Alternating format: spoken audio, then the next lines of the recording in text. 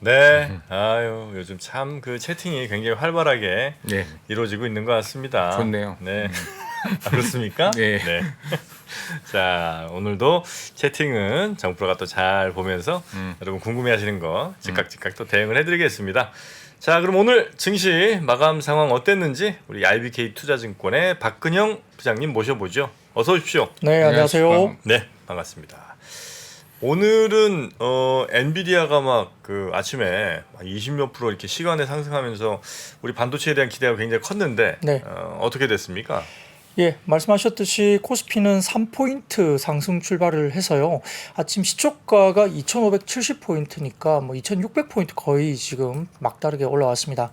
예, 외국인들이 코스피 200을 매수 출발했고 기관은 코스닥과 선물 매수 출발을 했는데 말씀하셨듯이 이제 엔비디아가 시간에서 약 25% 급등하면서 SK 하이닉스 등 반도체 섹터가 강세 주도를 했습니다. 개장 초반 양시장 상승 출발했지만은 코스피는 상승폭을 반납하면서 강보합권 형성이 됐었고요. 오늘 예정됐던 5월 금통위에 대한 경계감도 일부 반영이 됐다고 볼 수 있습니다. SK 하이닉스는 작년 8월 이후에 처음으로 10만 원을 돌파했고요. 장중에 삼성전자도 7만 원 선을 일단 찍기는 했습니다. 반도체와 더불어서 AI 챗봇 관련 섹터도 특히 강세를 보였는데 이것은 엔비디아가 과거에 기업들이 생성 AI를 경쟁적으로 도입을 할 것이다라고 언급했던 내용 때문에 관련 산업에 대한 기대감이 역시 반영이 됐다고 볼 수 있습니다. 그런데 오늘 시장을 좀 가지 못하게 발목을 잡은 게 있는데요. 역시 피치사에서 신용등급사죠. 미국의 국가신용등급을 부정적 관찰 대상을 편입할 수 있다는 소식이 전해지면서 시장 상승을 제한했습니다. 미국 신용 등급이요? 네, 국가 신용 등급으로요. 그래요? 사진을 띄워주시면 그 네. 이야기 외신이 나옵니다. 좀 띄워주시죠. 그래서 이런 부분들 피치, 푸스, 유나이티드 스테이츠 등등 이렇게 나가는 이야기들인데 이렇게 피치사가 좀 경계를 한 거죠. 그리고 이제 최근에 이제 부채 한도 협상 관련해서는 약간의 강한 압박으로 좀 작용할 수 있는 이야기인데요. 의도적으로 좀 이런 이야기를 한 것도 같습니다. 뭐 좀 빨리 해결해라 뭐 이런 이야기를 좀 압박을 한 것 같은데 아무튼 한은에서 또다시 이제 오늘 기준금리를 3.5%로 연속 동결을 했습니다만 경제 성장률을 1.4%로 0.2%포인트 정도 하향 조정을 또 했습니다. 이것도 역시 시장에 부담을 줬다고 볼 수 있습니다. 여기 따라서 이제 10시 기준 외국인들이 선물 약 6천억 이상 매도가 나오면서 네. 시장 경계를 했고 코스피도 마이너스 전환을 했고요. 지지부진하던 코스피가 오후 2시까지 가면서 지수가지수 선물이 2시 이후부터 다소 조금 반등세가 나오기 시작했고요. 낙폭이 일부 좀 축소가 됐죠. 코스피는 금융투자 중심으로 기관 매물이 출회됐고 외국인들은 현물 순매수가 유입되고 있지만 선물을 약 장중에 8천억 이상 순매도를 했습니다. 하락 종목수가 월등히 많았고 엔비디아 관련된 수혜 기대감에 반도체 업종 내에도 일부 종목들의 강세가 전개됐지만은 미국의 부채한도 협상을 주시하면서 시장은 전반적으로 분위기는 리스크 오프 분위기였습니다. 미국 재무부에서 예상한 엑스데이트 역시 이제 6월 1일이 당장 일주일 뒤에 예정되어 있기 때문에 협상 난항 이슈가 투자 심리에 역시 부정적으로 작용했고요. 외국인들은 전기전자 집중했습니다. 역시 이제 하이닉스하고 삼성전자 중심으로 샀을 것 같고요. 그 외 업종은 의미 있는 매도가 규모가 크게 없었습니다. 코스닥은 대부분 업종을 매도했고 기관도 금융투자 중심으로 매도 우위였고 코스닥에서는 반도체와 일반 전기전자 일부 매수가 들어왔습니다. 원달러 환율은 미국의 부채한도 협상을 주시하면서 달러 강세와 더불어서 1320원대 중반대에서 거래가 됐고요. 업종별로 말씀드렸던 SK 하이닉스와 삼성전자 상승 영향에 전기전자가 강세 그리고 기계는 보합권 유지하는 가운데 엔비디아 호실적에 힘입어서 HBM 이게 고대역폭 매물인데요. 이 HBM3 공정용 TC 본딩 장비를 납품하는 한미 반도체가 수혜 기대감 속에 상승폭이 확대됐습니다. 이 업종들은 일제히 하락세를 보였고 특히 의료정면이나 운수 장비, 철강, 금속 업종들이 수익률 최하위권에 오늘 유치했고 시총 상위 단에서는 자동차와 2차전지 기업들의 약세가 뚜렷했습니다. 코스닥에서는 외국인 기관 자금이 동반 유출이 됐고요. 코스피 대비 낙폭이 확대됐는데 업종별로는 IT 소프트웨어 강세 기록한 반면 일반 전기전자, 운수 장비와 부품, 제약업종이 약세였고 종목 따위에서는 특히 최근 반등 조짐을 보였던 2차전지 기업들이 부진하면서 코스닥 약세로 이어졌습니다. 네. 코스닥 약세 0.9% 빠졌고요. 코스피도 아침에 조금 뭐 올라가나 싶더니 한 0.5% 정도 예. 마이너스로 마감을 했군요. 반도체가 오늘 많이 갈 줄 알았는데 그래도 하이닉스는 좀 갔죠. 예, 하이닉스만 많이 올랐죠. 예, 삼성전자는 이렇게 별로 안 갔네요. 자, 그러면 어느 섹터부터 한번 가봅니까? 네, 역시 이제 오늘 반도체하고 AI가 가장 특징적이었는데요. 역시 하이닉스가 특징적으로 봤겠죠. 그 엔비디아가 AI 시장 확대 수혜 그리고 이제 호실적 발표를 했고요. 예상을 크게 웃도는 5월에서 7월, 그러니까 이제 24년 회계연도 2분기죠. 실적 전망을 발표하면서 시간의 거래에서 약 25% 가량 급등했습니다. 엔비디아가 이제 23년 2월에서 4월까지 실적 발표를 하면서 이번 분기 매출액이 71억 9천만 달러 기록했다고 밝혔고, 전년 동기 대비 13% 감소한 수준이긴 하지만 시장 예상치인 65억 2천만 달러는 크게 상회했습니다. 주당 순이익이 1.09달러, 전년 동기 대비해서 20% 감소했지만 이 역시 시장 예상치 92센트를 상회한 실적입니다. 그래서 이제 사진을 좀 띄워주시면 여기에 대한 이야기를 좀 말씀을 드릴 수 있는데, 여기 보시면은 중간쯤에 23년 1분기 정도를 보시면 됩니다. 네. 여기에 대해서 이제 데이터 센터 매출이 전체 매출 비중의 약 60%나 차지했고요. 1분기 데이터 센터가 전 분기 대비 18% 증가, 전년비 14% 증가했고, 데이터 센터 성장률 추이가 QOQ 기준으로 본다면은 플러스 1.5%에서 0.7%, 그다음 마이너스 5.6%에서 이번에 1분기에 18% 성장이 나온 겁니다. 그래서 챗GPT 등장 분기에는 지난 분기죠. 5.6% 정도 기록을 했는데 마이너스 5.6%였거든요. 등장 시점에서는. 네. 근데 그 다음 분기인 1분기가 AI 산업에 대한 대대적인 투자가 감행되면서 이번 분기에 극적인 성장률이 이제 18% 플러스까지 돌아선 겁니다. 그래서 이게 의미가 좀 있다 볼 수 있는 상황이고요. 더군다나 이제 2분기 매출액이 110억 달러, 그러니까 14조 5,310억 안팎에 이를 것으로 가이던스를 줬는데, 이것은 그 시장 정보 업체인 레피니티브가 집계한 월가 예상치인 71억 5천만 달러, 약 9조 4,451억 원을 50% 이상 웃도는 수치를 가이던스를 준 겁니다. 네. 여기에 따라서 이제 현재 1조 달러 규모의 글로벌 데이터 센터가 가속 컴퓨팅으로 전환하고 있고, 데이터 센터 칩에 대한 급증하는 수요를 충족하기 위해서 공급을 크게 늘리고 있다라고 밝혔습니다. 이게 이제 시간에서 급등세를 나타낸 이야기입니다. 네. 그래서 다음 사진을 보여주시면 이게 이제 미래에셋증권에서 추정한 가이던스인데, 회색 막대 그래프가 가이던스입니다. 그래서 제일 오른쪽 보세요. 여기서 회색 막대 그래프를 보시면 엄청나게 높게 회색 가이던스가 나오죠. 막대 그래프가. 어허. 끝부분에 오른쪽에. 네. 그래서 그러면 이게 굉장히 지금 다음 분기 가이던스가 상당히 높게 나온 겁니다. 이만큼 이제 자신감이 있다는 거죠. 그래서 이것을 가지고 이제 엔비디아 관련된 이슈가 이제 불거지면서 이야기했는데, 결국 이제 PC 부분 매출에서는 38% 감소를 했습니다. 근데 AI 칩을 포함한 데이터 센터 부분 매출액이 1년 전 대비 14% 증가했고, 아마 말씀드렸던 5월에서 7월 2분기 매출도 110억 달러로 제시했기 때문에 네. 이런 부분들이 상당히 좀 주목을 받았다 볼 수 있고요.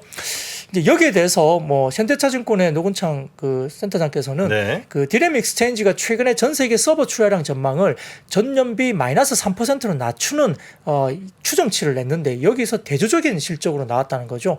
챗GPT 관련된 AI 서버가 1만 개 이상의 GPU가 장착된다는 점이 가장 큰 이유로 판단된다 이야기를 했고, 전체 서버에서 AI 서버 비중이 10% 이야기는 하지만 이 GPU는 컨텐츠 그로스가 크게 나타나고 있기 때문이고, AI 서버용 GPU에는 HBM이 장착되면서 메모리 반도체 수급 개선에도 크게 기여할 거로 보기 때문에 결국 한국 반도체 업체 주가에도 긍정적인 영향을 줄 것이라고 코멘트를 했습니다. 근데 HBM 하면 어디입니까? 역시 SK 하이닉스가 가장 먼저 머리를 띄워오릅니다. 그래서 하이닉스가 거기에 대한 큰 수혜가 가장 크게 나타날 수 있다는 점 때문에 이야기됐고, 아까 말씀드렸던 뭐 한미 반도체 등뿐만 아니라 뭐 오픈 엣지 테크놀로지, AD 칩스 등등 관련해서 반도체 관련주도 많이 올랐고, 뭐 AI 관련된 종목들도 이수페타시스라든지 코난 테크놀로지, 뭐 엑셈, 뭐 솔트룩스 등등도 주가들이 올랐습니다.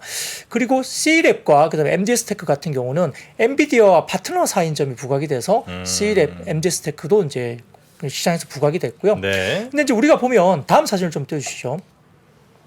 2023년 월별 디램 수급 전망치 변화인데 이게 상당히 중요합니다. 왜냐하면 그 트렌드 폴스 5월 리포트가 나왔는데, 올해 3분기 글로벌 반도체 시장에 공급되는 디램은 총 245억 200만 개 예측으로 됩니다. 그런데 이게 이번에 3분기에 수요에 비해서 네. 공급이 8% 부족한 양으로 나옵니다. 트렌드 폴스의 5원 분석 자료입니다. 그래서 4분기에 들어가면 상황이 더 심화돼서 공급량이 수요보다 10.72%나 부족하다고 이제 추정이 됩니다. 네, 트렌드 포스라는 이제 전망하는 기관에서 그렇죠, 맞습니다. 그 전에는 공급이 더 많을 걸로 예측을 했는데 이번에 이제 수요가 더 초과한다. 네. 이렇게 이제 바꿨다는 거죠. 이제 그만큼 이제 공급이 적어지게 된다는 거니까 네. 뭐 수요가 엄청나게 늘어나서기보다는 공급량이 줄는다. 엄청나게 줄고 있는 거죠. 네. 그래서 이제 기본적인 수요를 가정하고 공급 부족 현상이 이제 점점점 나오는데 결국은 이게 지난 4분기의 수요 초과율보다 1.35% 포인트나 더 높게 이야기됐기 때문에 공급이 그만큼 더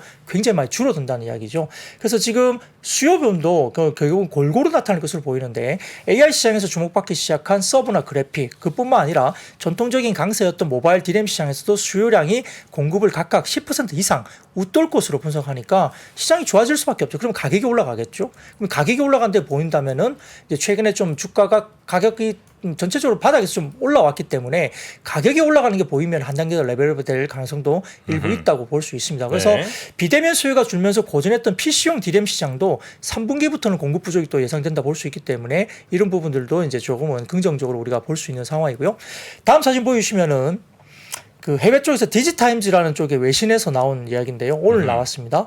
메모리 모듈 회사에 따르면 DDR5 메모리가 가격 하락이 멈추고 반등을 바로 시작하는 메모리 중에 첫 번째가 될 것이다. 결국 이제 이게 5, 6월 달부터 해서 3분기 정도부터거든요. 그러다 보니까 이제 DDR5도 모멘텀이 나온다는 점에서는 좀 지켜봐야 될 것 같고 그러면 DDR5 관련주들도 좀 주목을 받을 수가 있겠죠. 네. 자, 다음 섹터 한번 보겠습니다. 네, 두 번째로는 이제 역시나 PCB 관련된 이슈인데 이것도 IT 쪽입니다. SK증권에서 보고서를 내면서 1분기 저점을 기록하고 기판 업체들이 4월부터 반등 동향이 포착됐다고 확인을 했습니다. 그래서 이제 2분기에 소폭이나마 실적 반등이 예상된다고 볼 수 있겠고 기판 투자 포인트가 반등 강도보다는 바닥의 시점이다. 역시 이제 반도체를 보는 시각과 역시 상이합니다. 그래서 AI, DDR5, 어드밴스드 패키지 등의 ID 소비 수요와 시장의 방향성이 차별화되는 분야는 역시 성장이 지속될 수 있다라고 이제 좀 차별적인 전망을 했습니다. 특히 이제 관련 반도체용과 서버용 기판들의 수혜가 유력하다 보이면서 최근에 미국의 중국 기판 규제 가능성도 거론되고 있기 때문에 국내 업체에 대한 긍정적인 요소로 평가될 수 있다라고 조심스럽게 이야기했습니다. 그래서 이수페타시스, TLB, 셈텍, 대덕전자, 코리아 서키트 등의 PCB 업체들도 주목을 받았고 특히 이제 이수페타시스가 엔비디아가 시장 예사치는 크게 웃도는 실적을 발표하면서 시장에서 급등한 가운데 이 빅테크 등을 고객사로 확보한 것으로 알려진 점도 이수페타시스가 특히 주목을 받았던 이유가 되었었습니다. 네. 역시 뭐 우리 시장 전체적으로 좀 색깔 바뀌고 뭔가 이렇게 훈풍이 돌고 이러려면 이제 반도체가 가긴 가야 되는 거죠. 그렇죠. 아무래도 네. 또 경제 전체적인 측면에서 또 반도체 수출이 증가돼야지 우리나라도 또 실적 그 성장률이 다시 반등할 수 있으니까. 아, 그렇습니까? 중요하죠. 예. 자, 그러면 또 반도체와 관련해서는 지금 쭉 한번 살펴봤고요. 다음 섹터 한번 좀 볼까요? 지금 거의 이제 발사 시간이 다 돼 가는 것 같은데 그렇죠? 그렇습니까? 네, 저희가 혹시 22분. 네. 작은 화면으로 PIP로 좀 일단 띄울 수 있으면 한번 좀 띄워보겠습니다. 아니면 뭐 현재 상황을 좀 혹시 볼 수 있는 준비가 좀 됐을까요? 네, 한번 저희 제작진 지금 또 준비 역시 카운트다운 들어갔습니다. 네, 지금 이제 51초 남았고요. 자, 어떻습니까, 여러분? 네, 여러분도 직접 이 채널에서 보실 수가 있죠. 어디 가실 필요가 없습니다. 네, 누리호 꼿꼿하게 서 있습니다. 하늘 위로 하늘을 향해 바짝 지금 서 있고요. 자, 이제 조금 있으면 연기가 휙 나오면서 저 우주를 향해 날아가지 않겠습니까? 네, 네. 잘 됐으면 좋겠습니다. 이번 누리호는 실제로 이제 위성을 지난번에 이제 더미 뭐 이런 걸 이제 들고 갔는데 예. 이번에는 진짜 위성들을 이제 싣고 가는 거죠. 예. 잘 성공해야 될 텐데. 그래서 발사하고 한 18분 이후에 네. 할 때가 가장 중요한 순간인 것 같습니다. 발사하고 18분 이후에. 예. 불 붙었습니다. 자, 한국항공우주연구원 화면을 저희가 좀 중계해서 보내드리고 있고요. 가네. 갑니다. 네, 갑니다.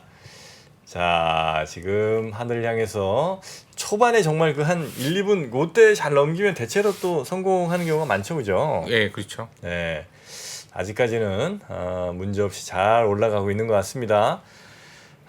저거 한번 보내려고 얼마나 또 많은 분들이 고생하셨겠습니까? 네. 네. 자, 좀 가슴이 웅장해지지 않나요? 이렇게 이런 거 볼 것들 때 보면. 사실 이제 네. 저런 건 우리랑 전혀 상관없는 얘기인 줄 알았잖아요. 네, 예. 그렇죠. 특히 이제 발사체 이제 엔진 부분 이런 부분들이 이제 대부분 뭐 러시아나 그런 기술들이 많이 가져왔었잖아요. 네. 뭐 자체 제작을 할 수 있다면 정말 한 단계 정말 우리가 나아가는 뭐 하나의 어떤 진전이 되겠죠. 그렇습니다. 저 6시 24분에 발사하는 이유는 그 여명 라인이라고 그래서 밤과 낮에 그 경계면을 저 위성들이 이제 돌게 됩니다. 앞으로도. 예, 그래서 계속해서 이제 태양광을 받으면서 태양광으로 이제 전기도 만들면서 계속 그렇게 이제 한 방향으로 이제 돌게 되는데요.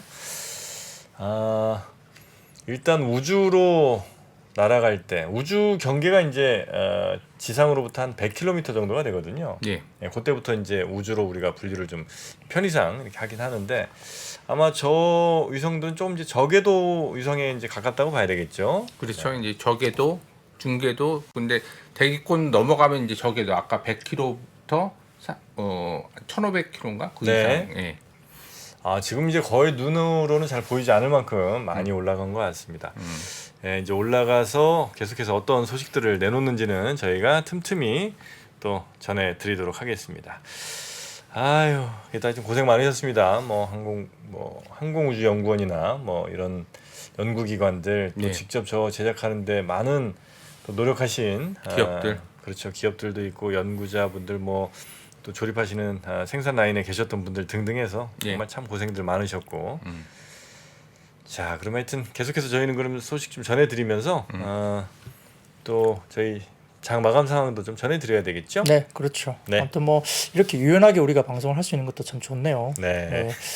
자, 세 번째는 이제 저희가 오늘 해운주가 좀 좋지 못했습니다. 그 언론에 따르면은 경기 침체 우려 속에서 해상 운임이 급락하고 있고요. 해운 업황 둔화 우려가 또 커지고 있습니다. 특히 이제 HMM의 올해 1분기 20피트 컨테이너 뭐 TEU당 세전 이익이 288.6달러로 지난해 1분기가 이게 2,732달러였거든요. 네. 그러니까 그때 대비해서는 89.4%나 줄어든 겁니다. 해상 운임이 급락해서 해운사의 수익이 줄었지만은 뭐 HMM의 컨테이너당 세전 이익은 하이파그로이드나 그다음에 머스크 이런 쪽보다는 감소폭이 컸습니다. 하파그로이드 이 회사는 마이너스 58.1% 그리고 이제 머스크 같은 경우는 마이너스 69.3%니까 HMM의 쪽이 더 감소폭이 컸죠. 그래서 이제 HMM이 상대적으로 장기 계약 운임이 비중이 떨어지는 점 그리고 아시아와 미국 노선의 물동량 비중이 큰 점이 원인으로 분석되고 있는데 일각에서는 지금 뭐 지난해 10조 원에 가까웠던 영업이익을 기록했던 HMM이 수익성이 빠르게 악화되면서 하반기에는 적자가 혹시 나올 수도 있지 않을까 이렇게 좀 우려를 하는 모습입니다. 네. 이 사진을 띄워주시면은 최근에 BDI 모습을 보여주는 건데요. 한번 띄워주시면 이게 이제 각 선마다 보면 이제 몇 년도 이렇게 선들이 있습니다. 색깔마다 이제 그 BDI의 흐름을 나타내는 건데 2023년도가 빨간색 선입니다. 그 빨간색 선은 이제 5월, 6월 그 사이까지 딱 그려져 있죠. 그렇죠? 네. 최근에 뭐 2, 3월 정도에 좀 올라왔습니다. 꽤 바닥권에서 많이 빠졌다 꽤 올라왔고요. 그러다가 횡보를 하다가 다시 5월 초 들어가면서 중순까지 다시 빠지고 있죠. 재작년에 BDI 가. 정말 난리였네요. 네, 그렇습니다. 제작진 하늘을 뚫고 갔네요, 그냥. 네, 그렇습니다. 2021년도에는 뭐 이게 물류 대란 나오면서 진짜 뭐 보이시지 않죠, 이 선이. 네네네. 예, 그렇게 많이 올라갔죠. 그래서 그게 지금 BDI가 1295포인트 10거래일 연속 최근에 하락세를 나타냈죠. 그러니까 이제 이런 것들이 이제 BDI 쪽에 좀 우려가 있는 것 같습니다. 뭐 그런 부분들을 제가 좀 참고로 드렸고요. 그다음에 NH투자증권에서도 지난 22일 날 관련된 보고서가 나왔었는데 BDI 지수가 이제 어쨌든 하락세를 보이고 있고 중국의 산업 생산이 예상 대비 부진한 가운데 원자재 가격 약세로 수요가 공급 대비 부진했다고 언급을 했습니다. 또한 이제 SCFI 이것도 이제 뭐 컨테이너선 지수인데 이 부분도 상당히 빠지면서 6월 미준 노선도 운임이 약세를 계속 나타냈다 이렇게 보는데 그 사진을 띄워주시면 관련된 우리투자증권에서 NH투자증권에서 나온 부분입니다. 왼쪽 쪽에 이제 SCFI 지수 컨테이너선 지수거든요. 이것도 역시나 2021년, 22년도에 엄청나게 치솟았죠. 네, 네. 이렇게 네. 막 기하급수적으로 떨어졌습니다. 회복이 잘 안 되고 있고 오른쪽도 미국향 노선 운임 추이도 역시나 상당히 많이 떨어져 있는 모습이 보이기 때문에 네. 이 회복이 안 되면서 역시 이제 원자재 가격 약세가 뭐 이유인 것 같습니다. 수요나 이런 것들이 아직은 활발하게 좀 회복이 안 된다는 점에서는 좀 아쉬운 부분이 있습니다. 네. 자, 지금 고도 300km를 통과했다는 속보를 또 여러분께 전해드리겠습니다. 300km까지 진짜 빨리 가네요. 아니 저 환호를 올라가는데 300km를 이 시간에 가는 거면 부산까지 뭐 그냥 한 2분이면 가겠는데요? 이분도 안 걸릴 것 같습니다. 대단합니다. 네. 자 그리고 다음 섹터는 어디입니까? 네, 자동차고 부품주가 이제 오늘도 좀 주춤했습니다. 최근에 자동차 부품주. 네, 뭐 자동차 완성차와 부품 업종이 같이 좋은 그랬는데요. 뉴스들 많이 있지 않았어요? 네, 있었습니다. 근데 이제 부품주는 다소 조금 뭐 완성차도 오르긴 했지만 부품주도 꽤 많이 이제 종목별로는 오른 종목이 꽤 있습니다. 상승률이 꽤 높은 종목들도 있었는데요. 근데 이제 이례적으로 오늘 키움증권에서 자동차 섹터에 대해서 박수 칠 때 잠시 떠나도 좋다라는 제목의 리포트를 냈습니다. 그 쉬란 이야기죠, 지금. 잠시 떠나라고요? 네. 그 키움증권 리포트 제목이 박수 네. 칠 때 잠시 떠나도 좋다. 아니 그뭐 어디 현대기아에서 떠나는 얘기 아니면 그러니까 잠시 이제 주가 부분을 보면 네. 이번 하반기에 조금 쉬란 이야기죠. 그래요? 네, 뭐 그런 뉘앙스로 이제 리포트를 낸 거죠. 네. 그 키움증권에 따르면은 역시 이제 현대차 그룹의 실적 의존도 탑3 권역이 미국과 그다음에 한국 내수와 유럽 쪽인데 올해 하반기 자동차 수요 둔화가 예상된다고 이제 전제를 했습니다. 자동차 그룹이 현대차 그룹이 하반기에도 여전히 글로벌 피어 중에 상대적 호실적을 기록할 전망이긴 하지만 1분기 그러니까 상반기 수준의 시장 아웃퍼폼을 기대하기에는 이미 현대차와 기아 양사 모두 역사적 주가 상단에 진입했다라고 봅니다. 다만 2021년도에 애플카 이슈로 인한 단기 최고점은 제외한다. 입니다. 그때는 이제 멀티플이 상향화였죠. 왜냐하면 전기차 관련된 이슈가 있었기 때문에. 그런데 그때를 빼고 나면 이제 일반적인 어떤 밴드상으로 봤을 때는 역사적인 주가 상단에 이미 좀 진입을 했다라고 키움증권에서는 그러니까 평가를 했습니다. 과거 완성차 주가 고점, 차정 시점이나 애플카가 있었던 모멘텀이 있었던 그 시기에 멀티플 상승이 견했다. 그때는 이제 차정 시점이나 애플카 시점은 기본적으로 예를 들어서 뭐 10배 조선 시장에서 뭐 예를 들면 15배를 멀티플 줬거나 이런 멀티플 상향 조정이 있었던 반면 현재는 철저하게 실적이 견인하고 있다. 그러니까 뭐 같은 10배를 주는데 실적이 좋아져서 이제 주가가 올랐다는 거죠. 그런 이야기고요. 멀티플 릴레이팅이 이제 올해 하반기 최대 변수인데 즉 상반기에 나타나고 있는 자동차 업종의 실적 장세 컬러가 하반기부터는 급변하는 것이 아니라면 현재 유럽과 한국의 완성차 중심으로 확인되고 있는 글로벌 투자자들의 적극적 유입이 자동차 업황 둔화에 따라서 상반기 대비 좀 하반기에는 좀 위축될 수밖에 없는 환경이다라고 이제 코멘트를 했습니다. 네. 특히 이제 미국 시장에서는 기준금리 상승에 따른 오토론 이자 비용 부담 상승 때문에 리테일 시장에서 자동차 소비력이 갈수록 제한되고 있는 게 지표로 좀 나오고 있다고 하면서 대표적으로 ATP라고 해가지고 이제 Average Transaction Price라고 하는데 네. ATP가 최근 하향 추세 전환으로 다소 좀 지표가 꺾이고 있는 모습이 보인다는 거고 반면 재고율수 상승이 또 나타나고 있고 이와 동행해서 인센티브가 점진적으로 약간 상승세가 보이고 있다는 겁니다. 산업평균 ATP 대비 인센티브의 비율을 6개월 연속 상승이 확인되고 있고 올해 하반기에 가속화될 것을 판단한다고 이제 근거를 제시했습니다.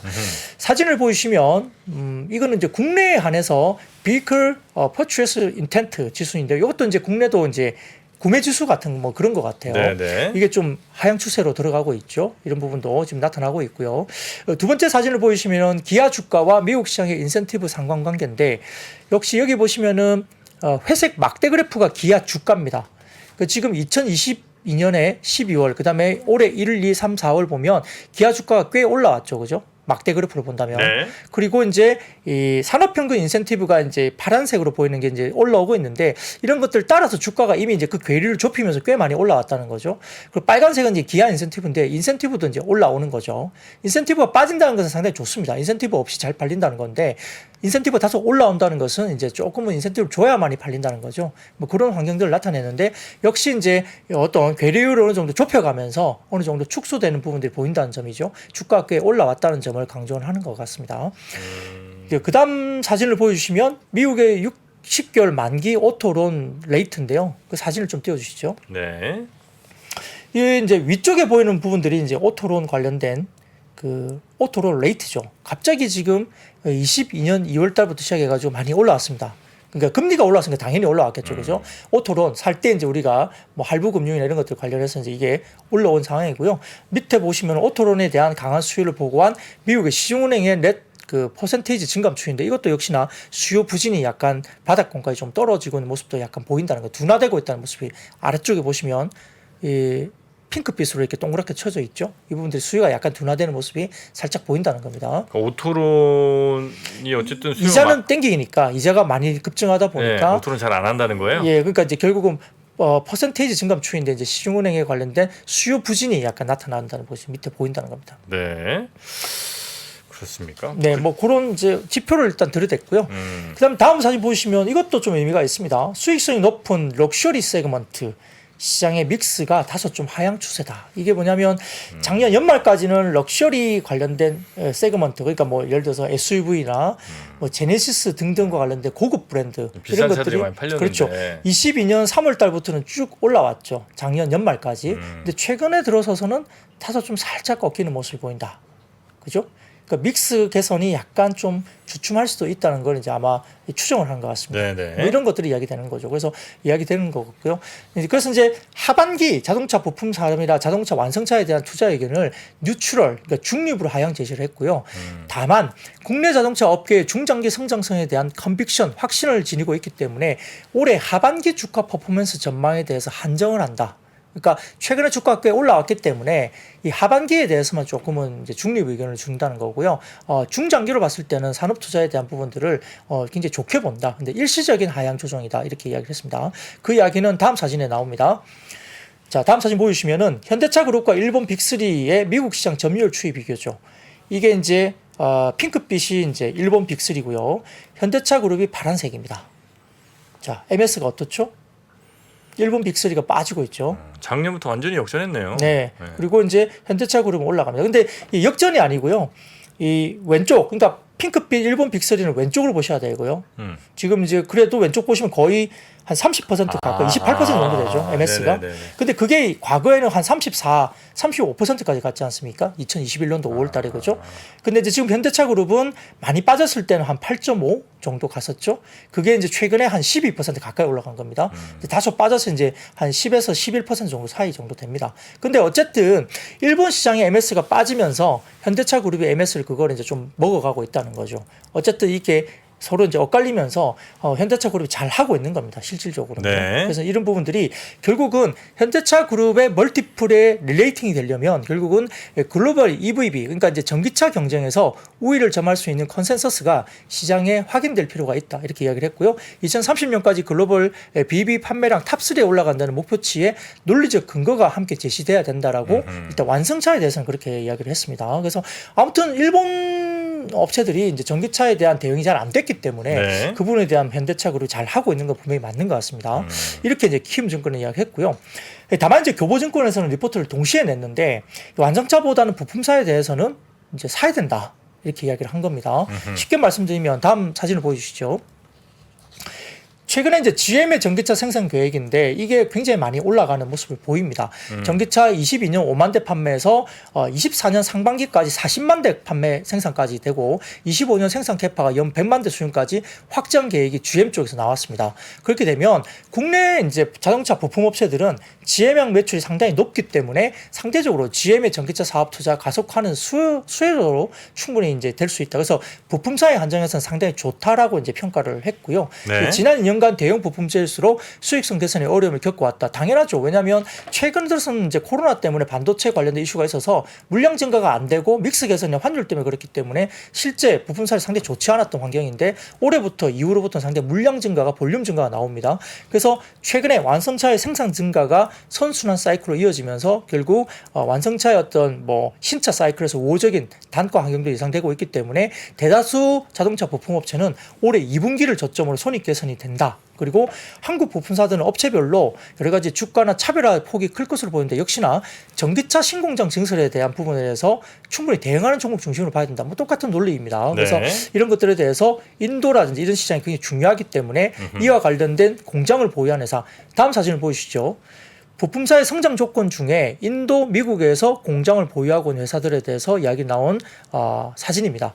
예, 이게 나오죠. 네네. 모비스가 뭐 미국, 멕시코, 유럽, 인도 쭉쭉 나와 있고 현대 위아도 마찬가지고 LH 만도, 한원 시스템, S&T 모티브, SL, 화신 등등을 이제 이렇게 미국과 인도 등에서 이제 나가는 모습인데 특히 이제 미국과 멕시코, 인도 쪽이 중요하죠. 이쪽에 관련된 시장이 굉장히 커질 거기 때문에 좀 짙게 파란색으로 표시됐습니다. 그래서 미국, 멕시코, 인도 쪽에 짙게 표시된 회사들이 이제 같이 동반 진출한 부품업체들이기 때문에 이 부품업체 중심으로 보자라고 이야기를 한 것 같습니다. 네.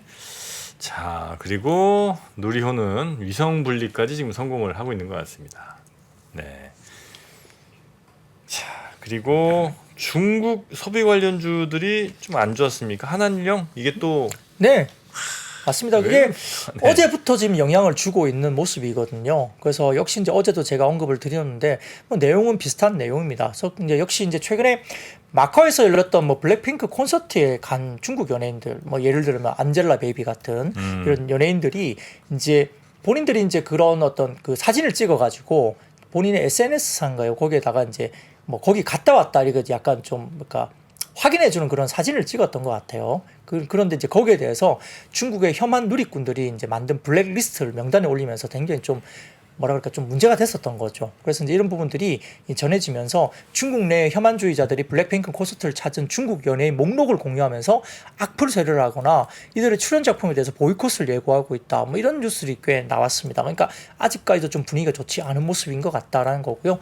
어제도 말씀드렸지만은 가수 겸 배우인 정용화가 중국 예능 프로그램 출연을 위해서 중국을 갔지만은 네. 돌연 출연이 취소됐고 그다음에 이제 맞아요. 그리고 이제 국내 최대 포털 사이트 네이버도 뭐 현지 접속이 어제 잘 안 됐다 이야기도 들렸습니다. 그래서 시장에서는 대만 문제 등과 관련해서 한중 관계가 다소 좀 냉각되면서 이제 중국이 다시 이제 좀 한한령 관련해서 조금은 좀 다시 이제 이런 것들 적용되는 거 아니야? 이런 좀 우려가 역시나 오늘도 이야기된 겁니다. 그래서 이건 이제 오늘 갑자기 나온 건 아니고요. 어제도 그것 때문에 주가들이 빠졌는데 오늘도 역시 이제 그 분위기를 좀 탄 것 같습니다. 그래서 엔터테인먼트나 음원, 음반 관련주라든지 그 다음에 여행이나 LCC 업종 그리고 이제 일부 이제 중소형 최근에 많이 올랐던 중소형 이제 화장품이나 그 다음에 면세점, 카지노, 게임주까지 조금 좋지 못했습니다. 그래서 전반적인 흐름들이 이런 것들이 이제 정말 한한령으로 정말 가는 것인가 본격적으로 아니라면 이제 너무 우려를 하는 것인가에 대한 부분들 좀 봐야 되는데 어제 제가 말씀드렸지만 이제 증권사 리포터들은 대부분 다 장중 코멘트를 통해서 네. 너무 걱정할 필요는 없다. 이거는 이제 센티적으로 그렇긴 하지만 그래도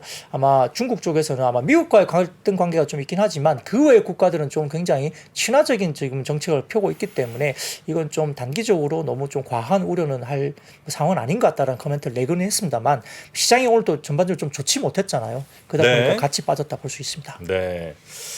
자, 이 한한령에 대한 우려로 중국 소비 관련주들이 하락하는 거야 뭐 당연히 심리가 많이 좀 작용을 했을 것 같긴 한데 예. 한한령이 실제로 우리가 걱정을 좀 많이 해야 될 그런 이슈긴 합니까? 예전에 사례들 예전보다는 조금 좀 완화될 수 있는 부분이 있는 것 같아요. 결론적으로. 그리고 지금 이제 6월 초에 천안문 사태가 그거가 또 돌아오기 때문에 중국이 그것 때문에 더 신경을 좀 쓰고 있는 것 같습니다 지금. 네. 네. 항상 6월 초, 5월 말 되면은 천안문 사태 그 주기가 있기 때문에 그 항상 그쯤에 좀 신경 쓰는 게 있는데 그 부분에 좀 연장선상이 아닐까 저는 그렇게 보고 있고요. 그리고 지금 뭐 여러 가지 아까 대만 사태 대만 사태가 아니라 대만하고 그런 관계 뭐 그런 것들 또 멘트 그것 때문에 지금 하고 있는데 그 전보다는 중국이 더 아주 세게 나오는 것 같지 않기 때문에 뭐 어느 정도 그 전 같이 한한령이 가는 거는 아닌 거라고 보고 그리고 뭐 최근에 이제 현아 씨도 이제 중국을 간다고 이야기를 했잖아요. 그래서 그것도 좀 확인해야 되고 그다음에 한 6월 7월 정도 되면 여자아이들도 중국에서 오프라인 이제 사인회가 예정돼 있거든요. 뭐 그런 것들이 취소가 안 된다면 일시적인 어떤 그런 어떤 특별한 어떤 케이스에서 뭔가 취소된 거다 이렇게 볼 수도 있겠습니다. 어제 말씀드렸듯이 이제 그 네이버가 일부 좀 폐쇄가 됐지만은 그러니까 뭐 서비스가 안 되고 있다고 말씀드렸지만 뭐 KLX나 뭐 다른 쪽과 관련된 부분들은 또 중국에서 정상적으로 국내 사이트가 또 정상적으로 지금 서비스가 된다고 어제도 이야기 나왔거든요. 그러니까 이제 조금 이렇게 뭐 케이스 바이 케이스인 것 같아요 지금. 뭔가 이제 조금 완벽하게 뭐 아니다라고 말씀드리기는 좀 어렵지만 그래도 약간 케이스 바이 케이스이기 때문에 전면적으로 뭐 통제를 하거나 그런 건 아직은 좀 아닌 것 같습니다. 예전에 그 한한령 처음 나올 때는 이제 워낙 막 이만큼 하다가 한한령 갑자기 딱 떨어지니까 어마어마한 충격인데 지금은 중국에서 뭐 이렇게 막 엄청 장사 잘 되는 것도 별로 없지 않아요? 그렇죠. 사실 실적단으로 봤을 때 뭐 중국 뭐 데이터 때문에 우리나라 그와 관련된 종목들이 주가가 많이 오른 건 아닙니다. 그렇기 때문에 이제 센티적인 문제이지 실제 뭐 다른 쪽에서 뭐 돈을 많이 벌어서 또 실적 가지고 주가들이 올라왔기 때문에 중국 베이스가 그렇게 효과가 높지 않다는 점에서는 뭐 많이 빠지면은 오히려 뭐 그건 크게 문제가 될 건 없겠죠. 오히려 뭐 기회가 될 수 있는 거죠. 네. 자 그러면 요거는 이렇게 보고요. 아마 좀 하나하나 좀 보면서 진짜로 제재를 하는지 아니면 케이스 바이 케이스로 정말 그렇죠. 뭐 예. 핀셋으로 하는지 네, 맞아요. 그러니까 보겠습니다. 아까 그렇죠. 중국 이벤트가 있는 몇 가지 이벤트가 또 남아 있잖아요. 그러니까 그분들이 중국에 이제 갈 건데 그 계속 취소가 된다거나 이래 버리면 조금 이건 뭔가 좀 부정적으로 뭔가 좀 막고 있다는 느낌을 들 수 있는데 그거는 이제 체크를 좀 해봐야 될 것 같습니다. 네. 자, 그리고 건설주 한번 볼까요? 네, 사실 어제 같은 경우에는 키움증권이었나요? 그 건설주에 대해서 되게 긍정적인 리포트를 냈었거든요. 그러다 보니까 이제 이게 어느 정도 이제 주택 지표라든지 이런 것들도 매매 뭐 지표라든지 그다음에 전월세 지표라든지 그다음에 이런 해외 쪽에 해양 플랜트 관련된 쪽에서 삼성 엔지니어링이나 그다음에 현대건설과 같은 쪽이 해외 쪽 수주를 상당히 받으면서 실적단이 어느 정도 이제 더 빠지긴 좀 쉽지 않다. 그래서 이제 좀 긍정적으로 보자라는 어떤 리포트가 어제 나왔다면 오늘 하나증권 리포트가 나왔는데 하나증권에서는 좀 그 플랜트 공사비 우려나 국내 주택 불확실성에 대한 부분을 좀 부각을 하면서 약간의 좀 보수적인 리포트를 냈습니다. 네. 그래서 하나증권에서는 해외 공사와 관련된 기업들 중에 플랜트 부분이 계열사향으로 가는 거, 특히 이제 삼성 엔지니어링이 삼성전자로 간다든지, 그다음에 현재 엔지니어링이 현대차 그룹으로 뭔가를 한다든지, 그다음에 자이 CNA가 LG 그룹과 뭔가 한다든지 이렇게 계열사향으로 가는 부분들이 플랜트 부분에 대한 부분들이 아까 말씀드렸던 삼성 엔지니어링, 그다음에 현대 엔지니어링, 뭐 이런 현대건설 이런 쪽이거든요. 그래서 이런 부분들은 실적 증가로 이익이 잘 나오고 있긴 하지만 이미 추정치에 녹아서 주가에 반영되어 있다라고 밝혔습니다. 최근에 뭐 삼성 엔지니어링도 상당히 견조했던 건설주 중에 하나인데 주가가요. 근데 그런 부분들이 이미 반영됐다는 거고 차별화되게해서 보기에는 지금 보기에는 조금은 반영된 거 아니냐 이렇게 보는 것 같습니다. 반면에 이제 공사비 상승에 따라서 추가적으로 중동에서의 플랜트 마진 하락 그리고 멀티플 하락 우려가 주가 하락에 영향을 줄 수 있다고 분석이 됐기 때문에 조금 보수적으로 이제 보는 거죠. 추세적으로 주가가 상승하기 어려운 구간을 판단하면서 밴드 내 저가 매수 고가 매도 전략을 추천한다. 그러니까 좀 빠져야만이 살만하다 이렇게 분석을 한 것 같습니다. 자, 다음 사진을 먼저 보여주시면은 하나증권에서 나온 주택 건축의 마진인데요. 이게 GS건설, 대우건설, 현대건설, 현대엔지니어링, DLENC 각각의 2022년 1분기부터 각 분기별로 마진인데요. 네. 막대 그래프가 나와 있습니다. 그러니까 보면 회색이 이제 지금 2023년 1분기 마진이거든요. 그 보면 회사별로 대부분 좀 대우건설은 조금 좋아진 것 같아요. 최근 들어서 조금 1분기가 올라온 모습이 회색 그래프에서 보이는데 GS건설이나 현대건설, 현대엔지니어링, DLNC는 최근에 좀 빠져있는 게 확실히 보입니다. 마진 부분이 건설, 주택 부분의 마진 부분이 많이 빠져 있습니다. 이게 회색 막대 그래프를 보시면 되거든요. 각 회사마다 좀 빠져있는 게 보입니다. 근데 그도 그런 거지 최근에 보면은 이제 우리가 이제 뭐 건축 관련해서 최근 보면은 뭐 서울 같은 경우는 지금 뭐 1,000만 원씩 막 이렇게 평당 이렇게 건축비가 막 들어간다고 하거든요. 평당 1,000만 원? 네, 1,000만 원 넘는 데도 있고요. 메이커에 따라 그리고 뭐 한 네. 700만 원, 800만 원 뭐 이렇게 나옵니다. 네. 예, 그리고 좀 뭐 보통적으로 보면 한 600만 원대 중반 이후 뭐 이 정도 이렇게 나오거든요. 근데 2, 3년 전만 해도 평당 건축비가 한 450, 500 뭐 이랬거든요. 그러니까 평당 건축비가 엄청나게 많이 올라갔습니다. 공사비가. 근데 그게 이제 원자재 가격이 많이 올랐다가 이제 그것 때문에 반영이 됐지만 최근에 원자재 가격이 빠졌는데 왜 그렇게 공사비가 비쌉니까? 말씀을 하시면 그 원자재 가격은 좀 빠졌지만 인건비가 올라가가지고 안 빠진대요. 예, 그래서 평당 인건비 공사비가 워낙 좀 많이 올라서. 예, 그리고 이제 과거에 좀 H사가 일부 이제 사고도 났잖아요. 그러니까 하청 주면서 뭐 여러 가지 뭐 문제가 있다. 그리고 공기를 너무 이제 급하게 한다든지 뭐 예를 들어서 뭐 시멘트가 제대로 이제 마르기도 전에 뭘 올리고 막 이러면서 네, 철근 빼먹고. 그러다 보니까 이제 공기를 제대로 지켜라. 네. 그러다 보니까 이제 어느 정도 공기를 지켜야 되니까 뭐 예를 들어서 정확하게 마를 때까지 또 시간을 더 기다린다든지 그다음에 이제 또 너무 이제 과도하게 뭐 무리하게 뭐 밤새 가면서 뭔가를 올린다고 이러지 말고 뭐 어느 정도 하고 그다음에 정시에 끝내고 이렇게 뭐 그다음 공기에 들어가고 뭐 이런 것들에 대해서 이제 인건비가 많이 들어가는 거죠. 뭐 그런 것들이 들어가니까 이 전반적인 원자재 가격이 빠졌지만은 이 전반적인 공사비가 별로 안 빠지는 거죠. 굉장히 비싸더라고요. 뭐 500, 뭐 이렇게 원조리 막 하다가 뭐 네. 6, 700, 뭐 지금 800, 서울에 뭐 1,000만 원 이렇게 되니까 뭐 전반적으로 뭐 건설사들이 또 지금 대인기 공사비가 많이 올라갔습니다. 그러니까 이제 예를 들어서 뭐 일반적인 뭐 사이트라든지 재건축 재개발 사이트도 공사비 때문에 지금 상당히 좀 곤욕스러운 상황입니다. 그런 부분이 정말 있습니다. 그래서 그런 부분인데요. 아직까지 이제 마진 부분들이 이제 제가 말씀을 드렸고요. 다음 사진 보여주시면은 플랜트 마진입니다. 사진 보시면 네. 그것도 이제 2022년 1분기부터 이제 각 분기별로 플랜트 마진인데 삼성 엔지니어링 같은 경우는 플랜트 마진은 그래도 최근 들어서는 조금 올라온 모습이 보이는데요. GS건설 같은 경우는 오히려 뭐 마진이 마이너스권으로 들어갔죠. GS건설은.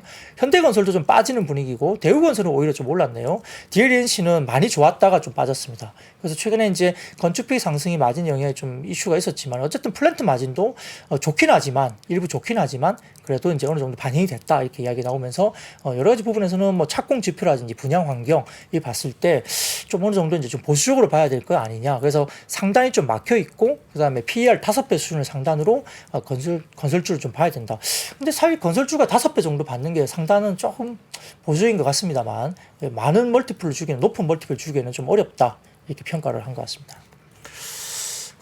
건설도 올해 또 뭐 이런저런 이슈로 조금 가는가 싶더니 오늘은 뭐 그렇게 좋지는 않았던 것 같고요. 워낙 하여튼 원자재가 뭐 인건비가 많이 오르다 보니까 네. 그리고 요즘 공시들 보면은 그 재건축 수주 받았던 걸 다시 이제 고치면서 공시를 하고 있거든요. 지금. 네. 그래서 그쪽에서 자꾸 이제 재건축위원회랑 자꾸 이제 그걸 받아들이지 않으니까 그걸 해결하려고 하는데 이제 대부분은 이제 공사는 해야 되는 거니까 받아들인 건 있는데 제가 봤을 때는 거의 한 BP 정도 수준권이 이제 영업이익률로 보면 아까는 매출총익률을 보여주셨는데 그러면 재건축하는 거는 뭐 금액은 크지만은 거의 BP 수준까지 내려올 거다. 네, 이렇게 네, 네. 지금 다들 예측하고 있더라고요. 아, 그렇습니까? 예. 저희 사이트도 이제 예민하거든요 그런 게. 아하. 저희 단지가 이제 그 뭐 그러니까요. 아, 참. 그 재건축 언제 들어가요?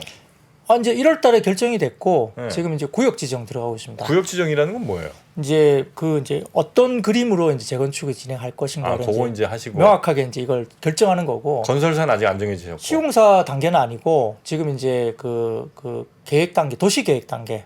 그 업체는 정해졌고 도시 계획을 이제 하면서 이제 설계 부분을 같이 보는 그런 단계입니다. 내년 정도면은 이제 구역 지정이 확정될 거고, 그럼 뭐 그 뒷단은 이제 뭐 시공사 결정이 되겠죠. 네네네. 근데 뭐 메이저 업체는 다 저희 쪽으로 다 달라붙었습니다. 몇 세대예요? 몇 세대? 저희가 한 800세대 가까이 됩니다. 800세대. 아주 큰 단지는 아니군요. 아주 적정합니다. 그냥 적당합니다. 알겠습니다. 네. 자, 마지막 한 섹터만 더 볼까요? 네, 뭐 정부가 90조 원 규모의 저탄소 신산업 지원 소식에 일부 관련주가 상승을 했습니다. 한덕수 국무총리가 부산 백스코에서 열린 2023 기후산업국제박람회 개막식에 참석해서 축사를 통해서 정부가 향후 5년간 저탄소 신산업에 90조 원을 지원하겠다 이 계획을 밝힌 겁니다. 그래서 이건 뭐 그냥 테마성인 것 같고요. 뭐 탄소 중립에 대한 새로운 국제 질서가 되고 있다 뭐 이런 이야기를 하면서 온실가스, 탄소 배출권 관련된 종목들, 뭐 크라우드웨어, KC코트렐, 뭐 한송 홈데코, 뭐 에코바이오 등에 관련된 종목들이 상승했다 볼 수 있습니다. 네. 자, 이렇게 오늘 시장에서 움직였던 뭐 섹터들, 종목들 조금 살펴봤는데 전체적으로 하여튼 분위기는 아주 썩 좋진 않았던. 근데 최근엔 또 많이 며칠 동안 많이 상승은 했죠. 그렇죠. 시장이, 예. 벌써 아까 지수가 벌써 2,570 정도라고 말씀드렸잖아요. 2,600 거의 와 있습니다. 네네. 그러니까 이거는 뭐 최근에 상승률로 보면 나쁘지 않죠. 네네. 네. 알겠습니다. 자, 내일은 금요일이니까 주말 앞두고 예. 더군다나 이제 또 부처님 오신 날 또 예. 대체 공휴일까지 있으니까요. 다음 주 월요일 대체 공휴일. 예, 3일치 몰아서 좀 올라주시기를 바라면서 오늘은 여기서 보내드리겠습니다. 네. 박근영 부장님이었습니다. 고맙습니다. 내일 뵙겠습니다. 고맙습니다. 장 시작 전부터 종료까지 쏟아지는 수많은 뉴스와 정보들. 이 중에서 어떤 것이 투자에 정말 도움이 되는 정보일까요? 3프로의 증시 셔터맨 박근영 마스터가 직접 정보를 선별하고 투자의 힌트를 드립니다.